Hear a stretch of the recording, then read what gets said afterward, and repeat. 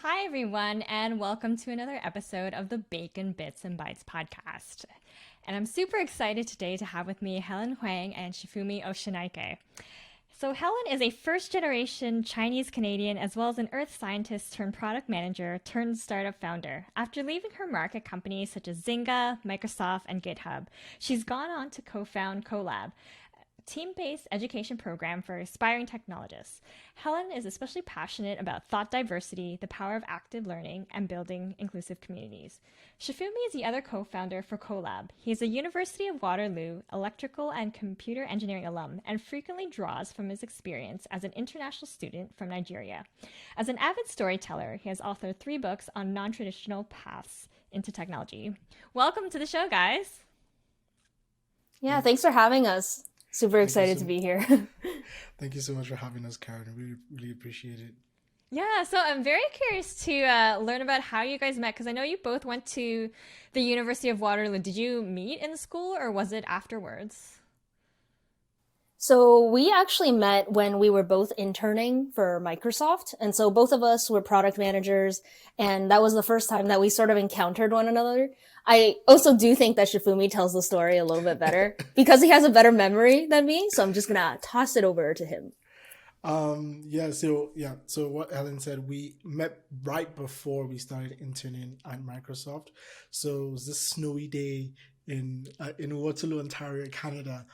And so before, so certain companies, when they're hiring interns at Waterloo, they do like a prep or like a dinner or a social. So Microsoft had one of those, but they had it in the different university, like Wilfrid Laurier for some reason. And then I came in there and we're like all asking questions and they're giving you tips on how to interview. And I think I arrived first, like talking to other people, and then Helen arrives later on and she's just like there, very calm. Everyone else is like super nervous. Like you could just tell, like myself included, everyone's like, Helen was just like very calm. She seemed like the calmest person in the room. And then I just started talking to her. It's like, hey, hello, how's it going? And I was telling her about my startup at that time, and I gave her my business card. That's so cringe. I was like, yeah, I just finished working on this, blah blah blah blah. And I think we then started prepping for interviews like together at the same time, and then we had other similar interviews, such as like we're interviewing for Vine, like the Twitter company at that time, and EY. So she was just like, hey, do you want to like interview prep? So we started like sharing notes and like helping each other out. We did the Microsoft interview. She had hers early in the morning and I had mine in the afternoon, and we sort of like compared notes, and then eventually we both got the offers, and we're like, oh, we're not gonna bother about the other companies that we were interviewing with. And then when we started our internship, we then continued like our friendship and our conversations, and just like it just grew from there. Yeah, I definitely, very much applaud the Microsoft internship for bringing us together and having met Shifumi during that time. I think now, and I mean, we'll get to this later as well, we work super well together, partly as to be our strong friendship as well. And just coming from an earth science program myself, if I didn't try to enter tech at that point, I definitely wouldn't have met Shifumi because we were in completely different faculties. The University of Waterloo is huge. And I think for a lot of people, it is a very competitive space. And so that's why, like, against all odds, even though we had the same interviews, it never really felt like we were competing against each other from the very get-go. Yeah. Interesting. And I'm curious to know for both of you, what made you decide to pursue a career in tech? Do you want to go, Helen? I think for me, it was I wanted to solve a problem. Like initially, like my plan was to go into like power and alternative energy, like in the energy space, which is why I went into electrical engineering. But as I, came into Canada and experienced a problem, I wanted to solve a problem of my own, and I think I just started to get super into like apps and startups and all that. So I was like, wow, it's super exciting.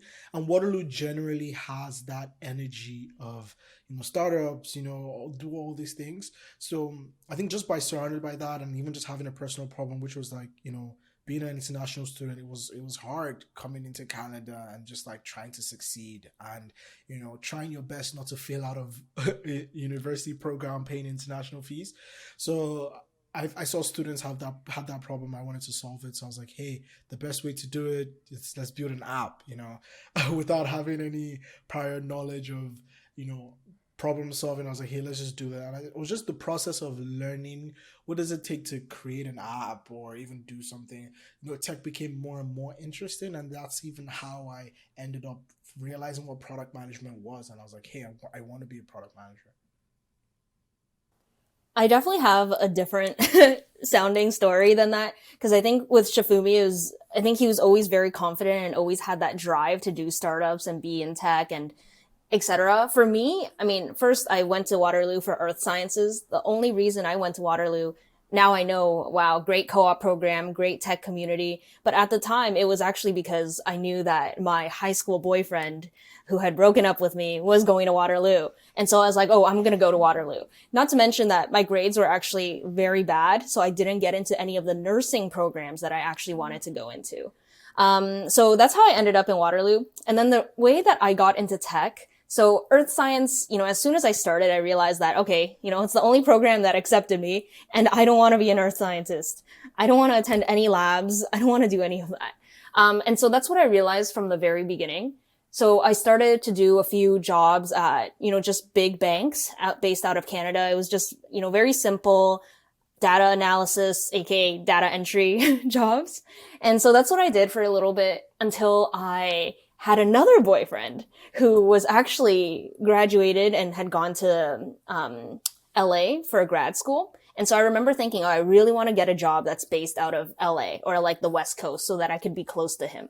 So I started looking for jobs based out of the US, and I realized that, wow, they don't sponsor any visas for people like, in finance or in science. And at the time, I saw this project management internship at a company called Riot Games. They make this popular game that I played at the time called League of Legends. So I applied, didn't get it, failed the interview completely. But when I came back and I started to apply for internships, I had given up on the US at that point. I saw this role at a company called Zynga, which is a gaming company that made Farmville back in the day. And it said product manager. And I actually thought it was the same thing as project manager. Yeah, same so here. I just applied to it. And then, I ended up getting the job and stuff. And I was like, whoa, this is what tech is like. And I think it just stuck from there. And then the next term I met Sefunmi, and then off we went.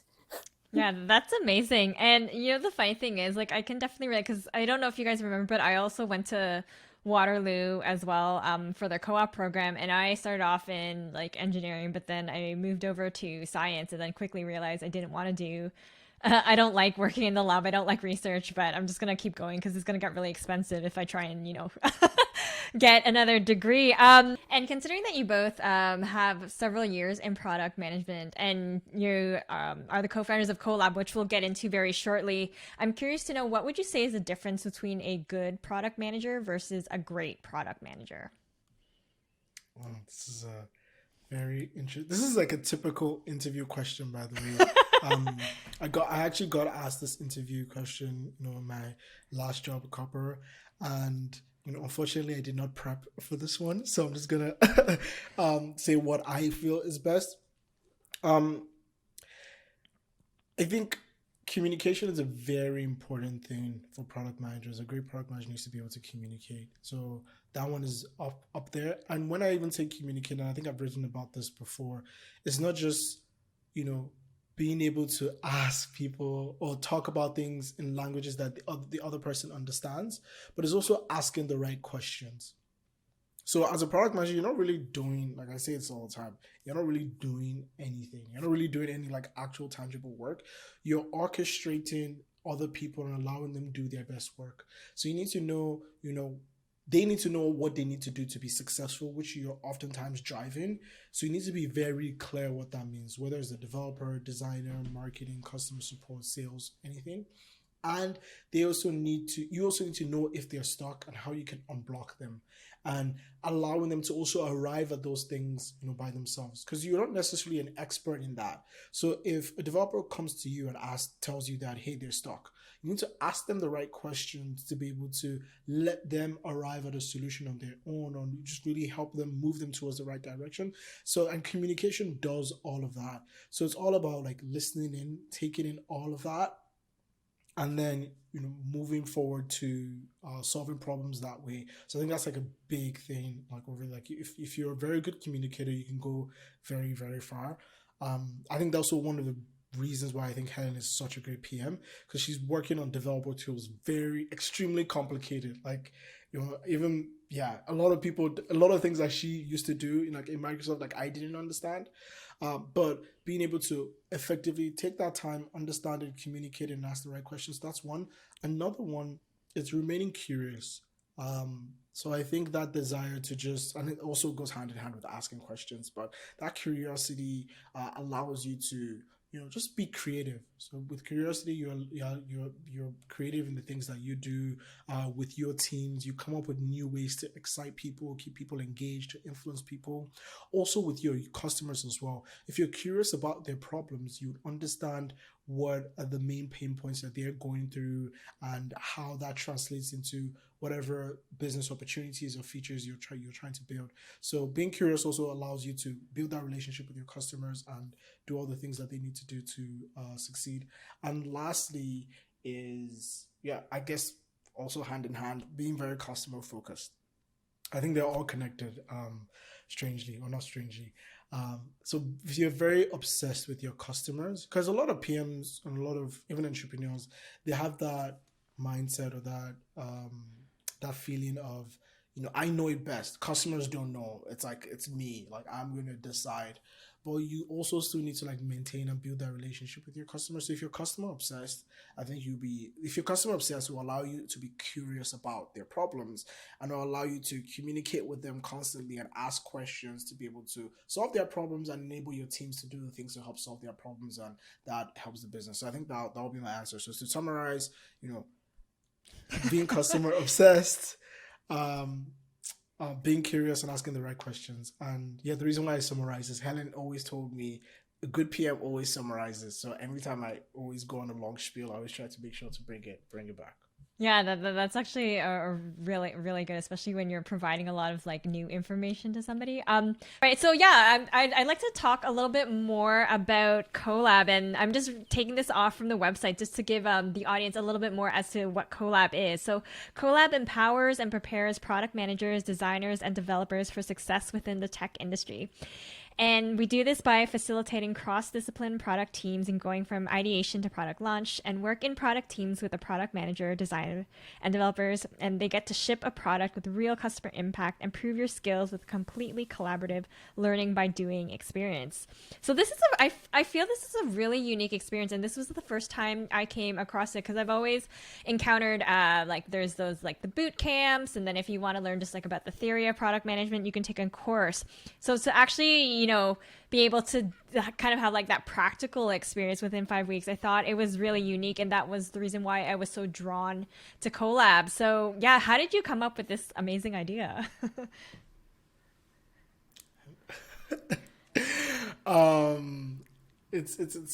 Thank you for reading that out. Sometimes when I hear it, I'm like, wow, that sounds cool. But I guess we're working on it, which is why we're super interested in it. So Co.Lab came from, Helen and I wanted to, so we're product managers. We get asked questions a lot about product management. Hey, how'd you get into product management? Hey, what do PMs do? What's our day-to-day? And Helen and I came together and we're like, this was back in 2018, December of 2018. We were sitting at my own company and we're just having that conversation. I was like, hey, I want to get more people into product management. I get asked this question. Helen said, oh yeah, I get asked this question as well. And then we decide, as PMs again, we're like, okay, let's, try and do research and understand this problem space. And the solution we came up with, so we both went in our silos. We did research for a week. We came back and we presented our findings. So we created a one-pager for each other. So I wrote one, she wrote one, and, we read it. And we then had a long conversation. We actually still have those documents. I refer to it sometimes. I can share it with you after. And then what came out of that was, hey, the best way to be a product manager, looking at all the things that we do right now to succeed, was to actually do it. You can't read how to be a product manager. You can't take a course how to be a product manager. You can't watch videos and be a product manager. You actually have to do it, because it's this like nebulous role. Like you don't. It's very different. Where when you go like from company to company varies. So we felt in order to do that, you need that experience. Yeah. Oh, I was gonna also just add on to that. And part of that vagueness, is when you go off, and for many people trying to break into the industry, you ask 10 different PMs, what do you do as a PM? And everyone will tell you the same thing. It'll say, hey, it's dependent on the team, dependent on the product, dependent on the company. And yeah, so that's just what I wanted to add. Please continue, Shibumi. Yeah, so, but there are obviously like overarching themes that go with it, which is, majority of product management roles are execution based. Like you have to build something with the team. So you need to be able to do that. You need to understand customers and all that and work in an agile. So all those things came up. So the proposal that we both ended up coming up with was like, hey, let's build this like next generation program where, product managers get to interact with designers and developers, and it's super great, so great. I remember that conversation thinking like, damn, that's a lot of work. I don't think we want to do that, at least right now, at least where we were at that time. So that's when we decided to write a book. And then after the book, we revisited that idea, and we initially just thought about it just from the product management lens. But then we realized like the same thing is true on the design and the development side. To get in, you really need that experience. To set yourself apart and be a competitive applicant, you need to be able to showcase that you have that skill. And as we went deeper into the problem, we found other things that we needed to solve for, which is one of the reasons why a lot about Co.Lab is also the confidence bit of it. Outside of just reverse engineering, hey, I can't get the job without the experience, but I need the experience to get the job. We're giving people that experience, but outside of that, we're also, manufacturing that confidence and building that confidence within you so you can succeed within the tech industry, because that's something that people don't often talk about. There's not enough open dialogue about it. So that's sort of how we came out with Co.Lab, I guess like 2 years or 3 years later, and now we're like, we have the bandwidth and the energy to actually push this, extremely challenging thing to do, but also very rewarding. Yeah, and I can definitely speak to my own experience, how challenging it was, but at the same time, it definitely was rewarding, and it gave me that confidence, like, hey, look what I can do, or look what I built with my team in 5 weeks. And I'm just like blown away by just like the structure, the system that you guys have created. And that I'm only coming from the third cohort, it seems like you guys really put your PM skills to use to make Co.Lab a success at what it is now. But of course, anytime you start a business, you start a project or something, sometimes there are obstacles when you're trying to get it off the ground. And do you guys mind sharing like any of the obstacles you first encountered when you launched Co.Lab? There's been a few. Definitely considering just the time constraints. First of all, both of us, so we started Co.Lab officially, I would say around August in 2020. And I actually happened to still be in Seattle at the time, and Sefunmi was pitching me this idea, and I ended up coming back to Toronto and had nothing to do. So I was like, okay, let's do it. And let's put 100% of everything that we have into it. And so that's actually how it started officially after the idea inception 2 years ago. So the first problem was honestly just that, hey, both Sefunmi and I have PM roles, very demanding PM roles at full-time jobs at top companies, right? So Sefunmi was at a company called Copper. They make CRM software based out of San Francisco, a startup, so very demanding startup life type of PM roles. And I was at Microsoft. I had recently changed teams, and I was trying to onboard as well as execute as the one PM basically on my team at that point. And yeah, it was just a lot of just general time that, hey, we need to not only dedicate towards thinking about the strategy of Co.Lab, but also the execution piece, right? And on top of that, okay, let's do that in our spare time when we're not maintaining these good tech jobs that, we're working hard at. And so I think that was just issue number one. Obviously we continued doing it. Really, it was just sheer passion, but also seeing the impact on people as we went through the cohorts, that really made us continue to believe in it and understand that it was worthwhile. But absolutely like a huge issue. The second one that I would call out at least is just that this is a very different style of learning. Right. And I think a lot of times when people think about education, you think of, your universities or even your boot camps, right? It's very step by step. You have a strict curriculum, you follow it, you have marks, you get grades, and there's a very strict sense of like pass or fail. So when we considered Collab, because one, it was a collaborative experience, right? That's already something that's outside of you. And it's not you as the only person who's sort of maintaining the experience and your learning opportunity. That's already like a difficult thing to even explain. But the second main one is really that we do follow this concept of active learning, like I mentioned, and just really learning by doing. Because we do feel like in all of these roles in technology, across product management, product design, as well as engineering, you just don't know until you do it yourself, right? PM, it depends on the product. So, hey, PMs, go create a product and you'll see what it's really like. Or it's the same way for designers as well as developers too. It's not just about the step by step and, the process of coding. It's about communicating your designs, communicating your code, actually putting it together in a way where you drive your own outcome, right? And so I do think that learning style in particular is something that is hard to explain to people and is even something that we are not the best at vocalizing right now. I feel like that is really my personal thoughts on the matter. Like, I feel like, we struggle to place ourselves, hey, are we a boot camp? Are we an education program? Or are we, something that just facilitates this amazing experience for you to then make your own? Those are just some of the thoughts that are in my head. Shifumi, what did you want to add? Yeah, I think I think you're spot on. Absolutely, I think the biggest challenge, even for me, even personally, is time. And I think that I've been trying to find ways to create time, and I have interesting ways that I do that. But that's another topic for another day. But it's also like even our customers. There's the education aspect of it. You have to even educate people first. Like, hey, this is the right thing to do, because we're so um led to believe that, hey, you go to school, you get a certificate, you get a degree, and the world is obsessed with all those letters that people kind of like add onto their LinkedIn profiles. I don't want to say them because I don't want to speak ill of any certificate. So everyone's very certificate based, and I have friends who, and I saw this tweet the other day, someone who said like I think the worst decision I ever made was going for a master's right after my undergrad, because you have people who are very skilled, and I also have friends who masters, PhDs, and the job hunt is brutal, very brutal.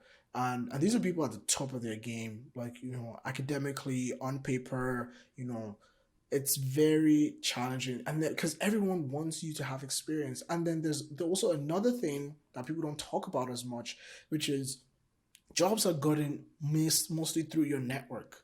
So there are obviously other people who have gotten, certifications and everything that have been able to get in through the door, but it's not as direct of, hey, because I got the certificate, I'm getting this job. There's a combination of things that allow people to get where they are.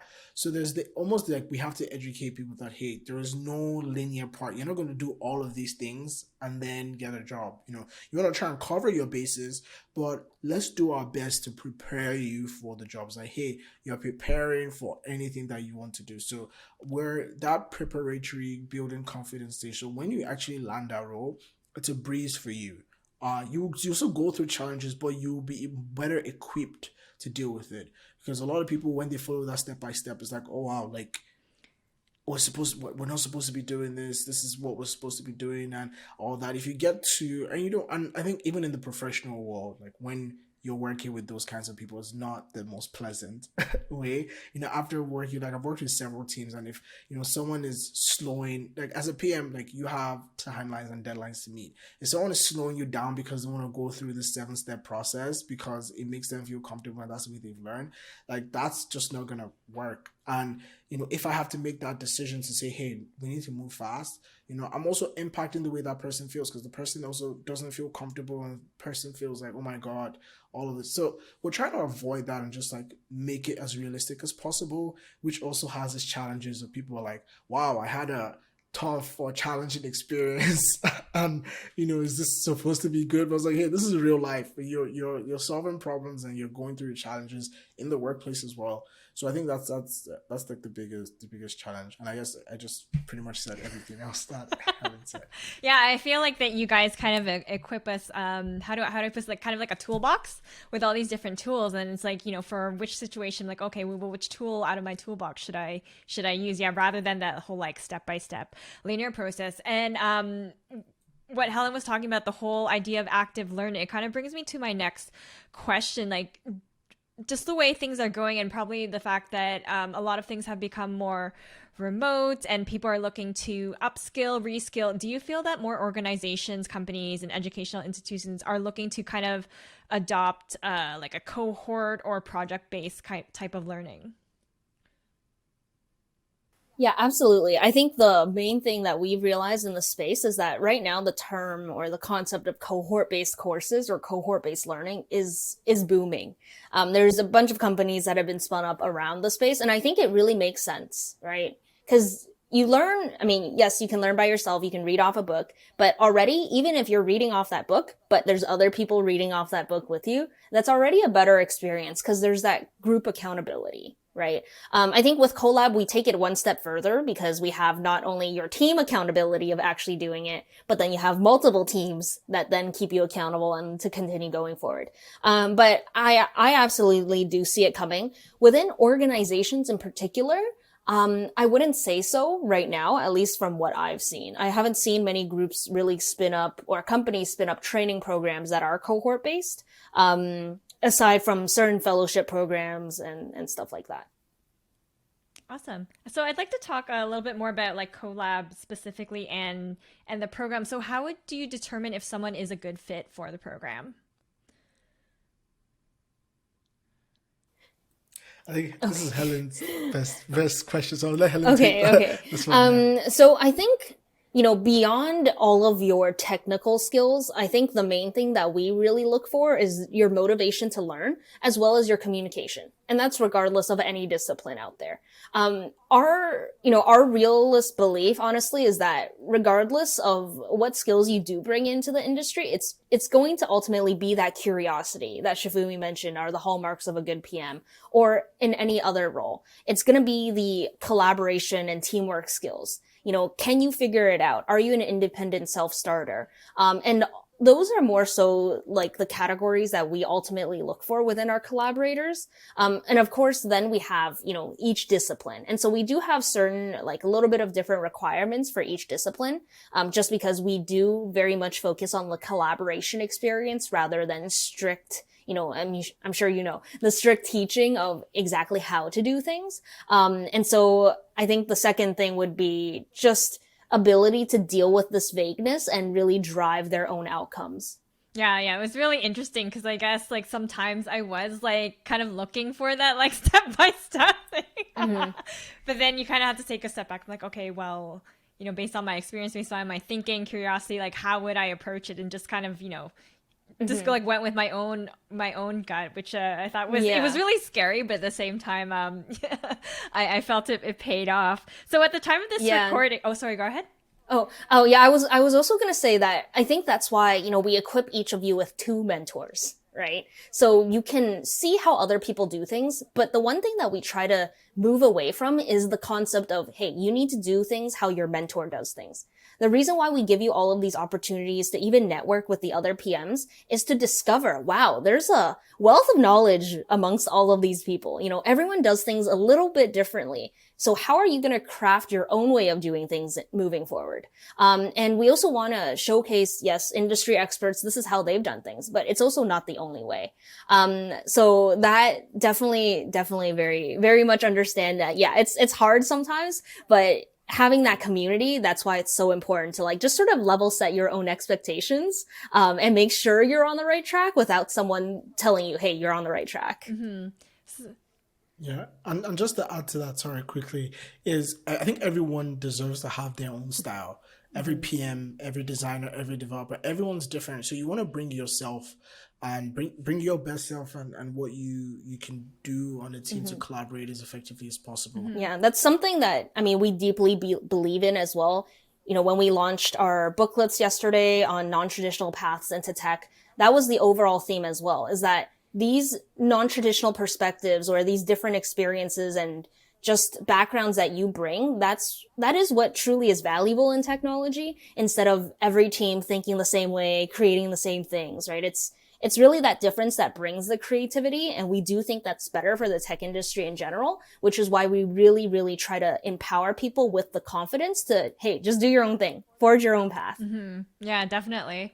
So I was part of the winter 2021 cohort, and we just had our demo day on March 27th. And then I took a look at the website, and I realized that your spring cohort is like happening on April 17th. So you guys are just like go, go, go. So after having gone through like 3 cohorts, is there anything different with the next cohort this time around? Yeah, for sure. I think one of the things, like as PMs, we tweak the program, or we improve. Or I don't want to say tweak because it seems like there's something wrong with it. I do think we've achieved product market fit because we have something that people incredibly love and get a lot of great value from. But ultimately, there's always room for improvement. So we add things as we go along that would improve the experience of participants. So it's kind of been an ongoing thing, even from the winter cohort. We knew all the changes that, or some of the changes that we wanted to make. One interesting one is we're bringing in the designers earlier. Um, the designers are coming in earlier. I feel we didn't give the PM and the designer enough time to have conflict with each other. So it's normal. I think, what we want to recognize is like that conflict will still happen. We just want it to happen earlier. I think so. That's the only difference. So giving them a little bit more time on by themselves, because I think you have 3 people in a room and you have 2 people who are fighting and the third person just kind of watching them fight. I think that's what sort of happened. So by allowing them just like fight on their own and even everything out, and having that incentive of, hey, we have another person or people joining, they will be forced to figure their stuff out a lot quicker. So that's that's one of the big changes we're making, and I think we'll have more teams with multiple developers. So those are the other 2 changes that we'll be making. So it's still around simulating the workplace, so it's still very different, but we're trying to make it less chaotic, if you say, which is still ultimately like what happens whenever you're in a team. So it's just like making it a lot, yeah. So very excited about this Awesome. change. And I know that both of you recently left your full-time jobs as PMs to run Co.Lab full-time. What was your decision behind this? So it's a very interesting thought exercise to go through when you're trying to take a leap of faith. I've taken one previously, but with lower stakes, whereas like I left one of my co-op or internship opportunities to just do my own thing.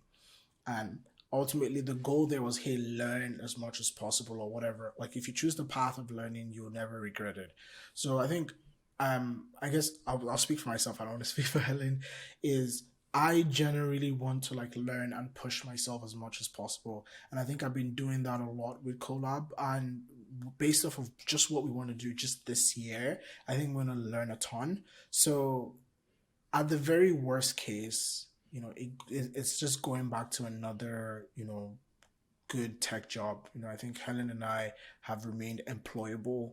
That's one of the things actually my last manager said to me. He was like, hey, Shifumi, you're very employable. Like, so it's, if I ever want a job, I think I can always go back and even do that job much better because I have all these learnings from Co.Lab. So I think it's more about, hey, let me just invest in myself, learn, grow. I'm also extremely passionate about this, and I think in order for it to grow and get to the place that I think it can really change the lives of people, it needs more time. So I think that's also like the biggest pull for me. So I talked about like the worst case scenario, it's like I just go get another job, which isn't also too bad. But the big push is really dedicating myself, my time, my knowledge into making our collaborators as successful as possible. That's top of mind and that's priority for me. And it means like I should not be, thinking about anything else. Like that's what I should be thinking about when I wake up until when I go to bed. And I think I'm excited for that journey to just dedicate all my cycles on it. Yeah, I think, I mean, very similar to what Shifumi said about just the path of learning and just the opportunity to learn. I also think that for me, when someone from our previous or our first ever cohort, when we first started out, he actually ended up landing a PM job at Microsoft. And it wasn't even an entry level PM job. It was a PM2 job, from just a completely different background after going through our program. And I think that gave me a lot of confidence, of wow, we really built this thing that empowered these people to take these steps and succeed during it. And I think with even our fall 2020 cohort, right, seeing people land jobs after coming out of that, seeing the products that they built, and knowing that, wow, okay, we're only going to continue to impact more people. We're only going to see that impact grow significantly. And it really just felt like, okay, well, similar to Shifumi, we should focus 100% of our time on this. At least for me, I think I've always been a risk averse type of person as well. And so it was a very difficult decision. I mean, I think in my heart, I always knew that this was the only decision just because of how passionate both of us were about it, but also how well we work together in resolving problems that we know will come up, right? Because this isn't easy. I think on the outside, we have this pretty website and even you had a great experience, but we're constantly thinking about, okay, how do we improve it further? How do we make sure that the impact is greater? And I just think it really does deserve the both of us at the peak of our performance, I guess, in order to achieve some of the things that I know we can achieve together. Mm-hmm. And for people who are kind of looking to follow in your footsteps to take that leap of faith, but they're scared or they have their doubts, what advice would you give to them? I think on my advice, I would definitely create a pros cons list. And I guess the other thing that I would advise is, yeah, we often think about the worst case scenario, but we also need to focus a lot of time on the best case scenario, right? Obviously, the end result is going to be somewhere in between, but you need to consider all of the spectrums within the realm of possibility to ultimately make your decision rather than just being negative and thinking worst case. At least that was definitely what I wish I told myself. I think on my part, it would be don't do it alone. I think that's the biggest thing. I think I would have been harder to do it if I didn't have Helen personally.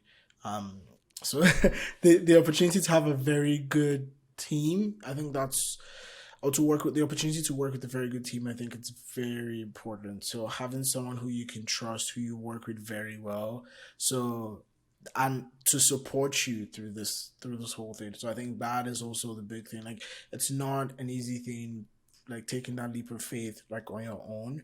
So having that support. So don't do it if you don't have support. That would be like my biggest thing.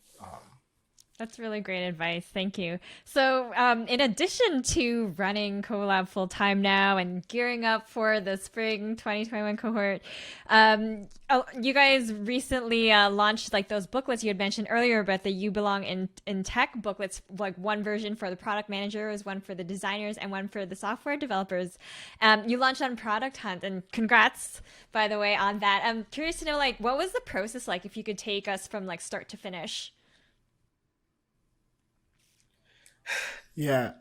So it's very interesting because so we wrote another book before, like the How to Product, which came out last year, and that took a lot longer, but it was also like kind of like part time. I mean, this one was part time too, but so going back to the PM lens, when you're a PM, I think it gives you a lot of ways to solve problems. So I sort of approach it, and we approach everything that comes on our plate as, hey, these are problems, how do we like solve it? So it's this daunting thing of like, hey, you want to create a book or you want to write a book, or in this case 3 booklets. What does that look like? What does that mean? So we start to break it down Like it's important to break it down and understand, okay, where do you want to be? And I think this is a lot of what product managers do. You have this big vision, right? And you're like, okay, this is very daunting. It's going to take me a long time. So how do you then bring it back into like, what are the steps you need to do? So we break it down into, okay, what do we want this bookings to be? What problem do we want it to solve? And then we're like, okay, we need stories. Let's go out and find those stories first of all. So finding those people with interesting stories to interview, telling them about the project, getting their buy-ins, and then interviewing them, sitting down with them, interviewing them, and then so that's like one part of it. And then it's like, hey, how do you want to structure the book? So how we did it was like, hey, just break the book into like three parts. There's the core stories, there's the takeaways from those stories, and there's all the other things that we want to like sprinkle in from like thought leadership and all that. So after breaking it down, you sort of have actionable tasks that you can honestly time box and realize that, okay, if you're going to do an interview with someone, that's an hour. If you're going to synthesize that interview, that's going to take you like an hour or 2 hours, right? If you're going to then write the story, you give yourself, so you allows you to plan some of those things. And once you have that big picture of like all the things that you need to do, it becomes a lot easier and less daunting, because a lot of people think, well, I want to write a book, and they think book. Like they just think book. It's like, wow, lots of pages, lots of words, like hundreds of pages. Like that's daunting. So just bring it back and say, okay, do you know what? How many chapters do you need? And at least for what we're doing, this isn't like creative writing or like, fiction where it's, stories and you need inspiration. It takes a lot more time. I think there's structure in this. And even with a lot of business books, a lot of people can write books in less than a year. Because they have that structure, they know what they want to talk about, they know what they need to break it down. The hardest part of writing is actually sitting down and writing, not those other things. So that process of planning, that's what it takes to write the book. And then there's also the second part of planning the launch, which is like a whole separate topic of, how do you even design the books and what does the inside look like, what the promotional materials look like and all that. But writing the book itself is just, what I said, break everything down, time box it, try it all out, and then it becomes less daunting. And you also give yourself a timeline. You build that timeline based off of all the things that you need, and it allows you to do that. So it's similar with like any app development or software development. If you know what kind of product that you're trying to create, if you know how long design and development takes, it allows you to appropriately plan those things, which is what product management ultimately gives people. Yeah, that's really great advice. It just reminded me of that saying, like, how do you eat an elephant? It's like just take one bite at a time.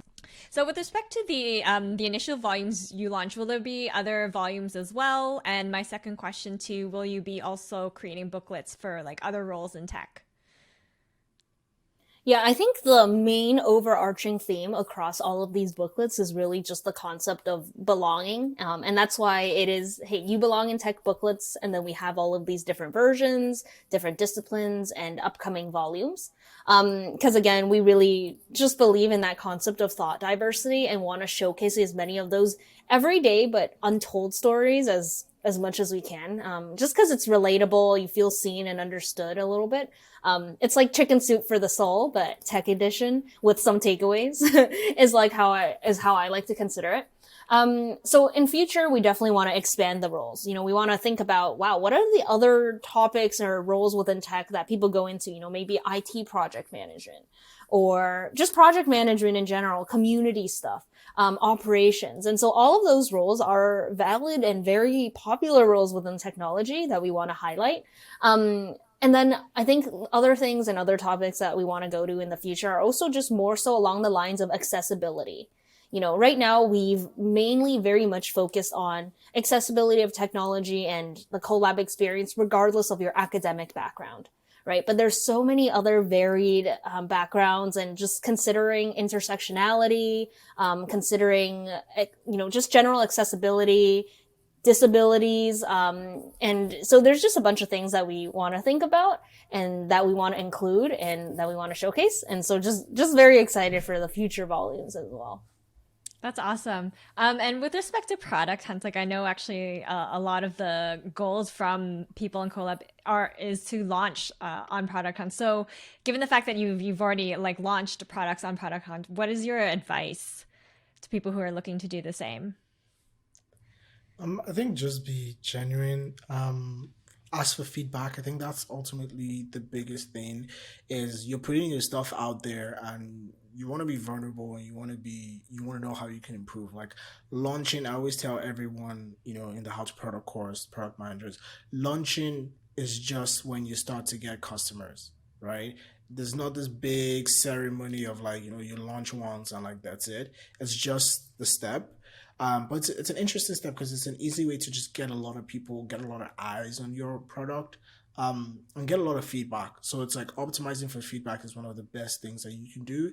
So when you treat it that way, you release the pressure and you're able to enjoy it and have genuine conversation. I had so many interesting conversations with so many people yesterday throughout the launch. I have like, at your previous question about, hey, when's the next volume? I feel like we're already backlogged with like so many stories of, people like, oh, I want to tell my story. I want to tell my story. And that to us is a sign of success that, hey, people want to be vulnerable because in the book, people were very real about the challenges that they went through. And the fact that other people want to say, do you know what, I want to contribute to this movement and say, look, getting into tech is hard. This is like my way. I actually had a call this morning with someone who's philosophy background. It's like, hey, I made my way into tech and obviously it wasn't easy. So that's like a win for us. So it's like figure out what your win is and what you want from it, and I think then it will be a great avenue for you to move things to the next level. Yeah, that's really great advice. I'll definitely keep that in mind when I decide to launch our product on Product Hunt. So looking back on both of your journeys so far, was there anything that surprised you along the way? I mean, I think, go ahead. at least for me, because I was very outside of the startup bubble, it was, I mean, I knew it was going to be hard, but I feel like it's harder than I thought it was going to be. Because you have like the wins and, we see all of the impact that we made, but then other times you're also, it really is like this type of roller coaster. And I feel like it's just very interesting. It's just very different than my previous job at Microsoft where it felt a lot more stable. But I think that's, this is what happens when you're passionate about something and you give it your all, right, to see it succeed. So I don't know. I think I definitely just had the normal learnings, but they're still learnings nevertheless. Yeah, I think for me is the altitude sickness. I think I heard about that term like many years ago, like 4 or 5 years ago. I didn't get it. It was like, oh, founders, they have to like go high and go low. I think the most surprising, like how frustrating it is. I think for me, well, I guess not frustrating, but like just something you have to deal with or you have to manage. Because there's the execution where like I feel like we're executing every day, every single day. But there's all these important, huge, big strategic things that need time and need thought, like careful thought. Like it makes a long time to make a decision that would impact something for months to come. So that balance is very, finding that balance is very surprisingly difficult. And I think it's something that we'll keep learning. I'm learning every day on how to make that also healthy too, because like you have all these things at the back of your mind while you're executing and it gives you stress and all that. So it's like, how do you balance that? Oh, I actually did realize one thing, and I think it's the changing of relationships after you sort of start down on this journey. I think especially with Sefunmi and I going full time and like not having time previously, right? And now we're going full time and it feels like, wow, there's so much at stake. I think the two of us are still really trying to figure out, okay, what does balance look like for us, right? Because on one hand, it's like, oh wow, we need balance to sustain ourselves in the long term. And then on the other hand are we in a place where we can balance just yet? And throughout all that, it's also, how do we maintain relationships with our families, with our friends? Not to mention it's COVID right now, right? So already things are a little bit different. And we don't always want to be talking about Cohort. And yeah, it's just, I think that's been an interesting challenge. Yeah, that's really interesting. Thank you so much for sharing. So if people wanted to connect with you guys and learn more about what you do, where can they find you? So, I mean, for me, you can definitely find me on Twitter at Heyo Helen, Heyo, and then Helen. And actually, that's the handle that I use on LinkedIn as well. And so I'm pretty active on both LinkedIn and Twitter. And so they can find me there, or they can just email me. The email is on the Join Co.Lab website. Yeah, for me, yeah, Twitter. I'm trying to be a lot more active on Twitter these days.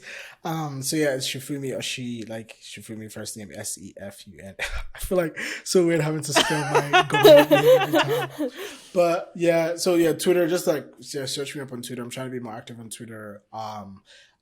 And yeah, LinkedIn as well. And happy to like chat with anyone or just have conversations over there. Amazing. Thank you so much to the both of you for taking the time to share your stories, to be transparent, and to really inspire people and let people know that they do belong in tech. I mean, thank you so much for the opportunity, Karen. I mean, I just so glad that you went through Collab, that you still want to keep in touch with us. You know, you weren't, oh my gosh, this is so chaotic, I'm going to leave. And I know that we just have a lot to look up to you as well in terms of all of the hustles that we know you do. Yeah, and yeah, just to echo that point, Karen, I'm very, very grateful for this opportunity to like speak here, share our story. So thank you very much for that. I think you were a very awesome addition to our community. Your product was super amazing. I loved every single bit of it that solves like a very particular problem. And I think, you and your team, you're going places, and I can't wait to you continue to celebrate you all and have you in the community. Awesome. Thank you so much. Thank you, everyone, for tuning into the episode, and stay tuned for more episodes in the future. Ciao for now. Bye. Bye. Bye.